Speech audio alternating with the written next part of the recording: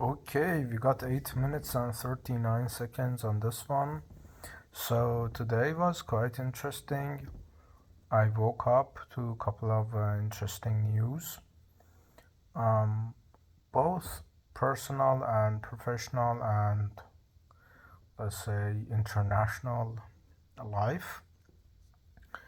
And today I woke up at 8, no, 9, and I had one client call and it was okay. And after that, I finalized my mm, new contract for housing. So moving to a more of an international kind of a city. And after that, I actually talked to my brain buddy, uh, Julian, and we kind of went back and forth with a couple of ideas. And I was actually surprised by mm, how in the same wavelength we are, because usually uh, people I kind of go tit for tat with are 50, 60 years old. And Julian being 28, quite impressive to be honest, specifically the depth of knowledge that is nonchalant rather than performative. So that's nice. After that, I read a little bit. I watched YouTube.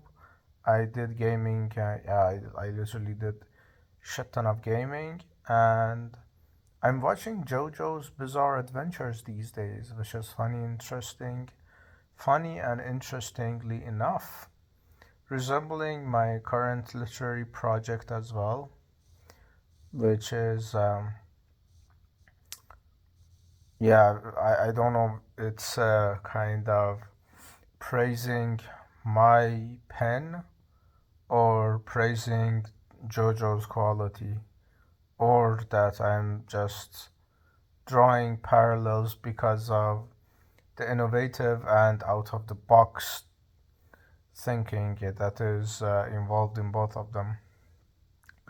I wrote about 2 or 3 hours today after having not written anything yesterday, and the compulsion showed because I had quite an interesting experiment going on in my writing today, and actually one of the bestseller besties was that I literally send everything I write to him for documentation and preservation.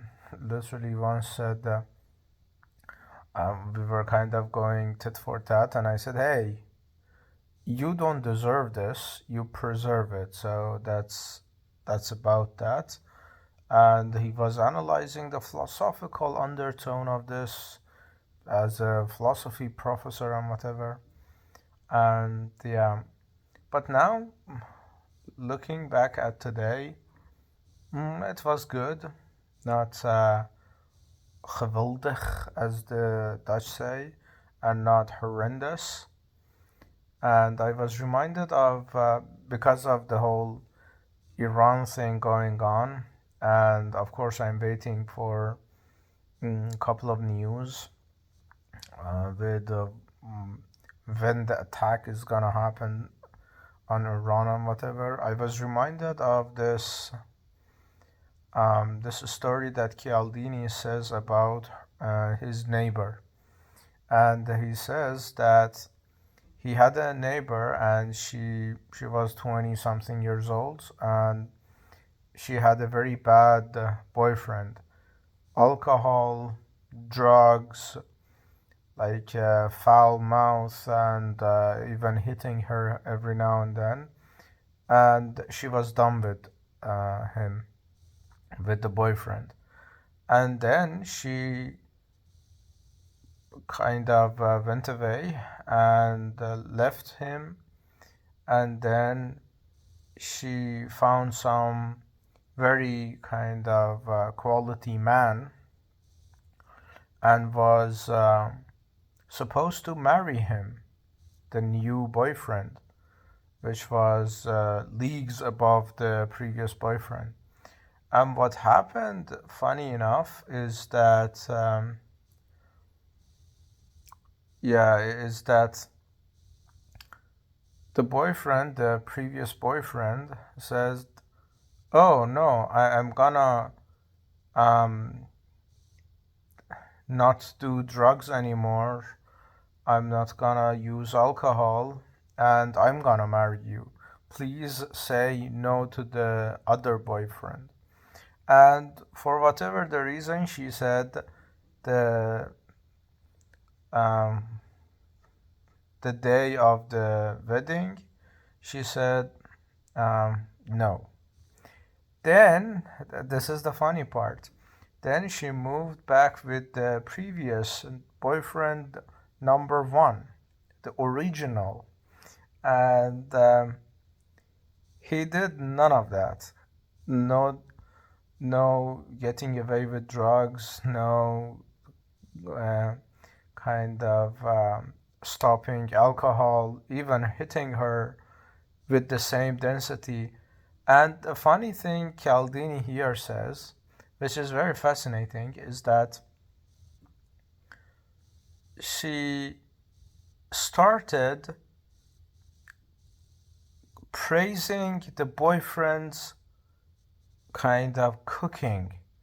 She said he cooks now, he cooks better omelets. And this was so fascinating to me because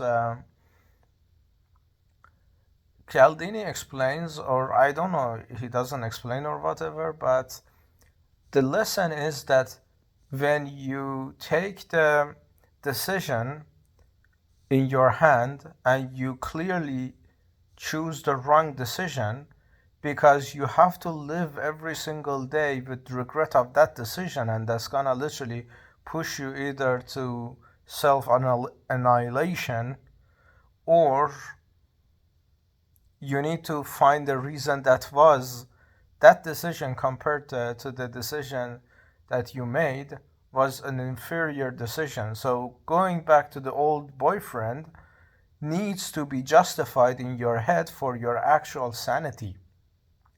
And what happens is that she literally finds random shit that makes kind of no sense.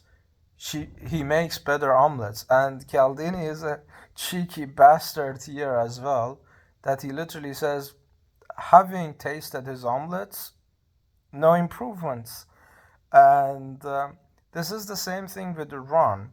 If this regime stays, people are gonna actually find more reasons to justify its stay, which is so fascinating.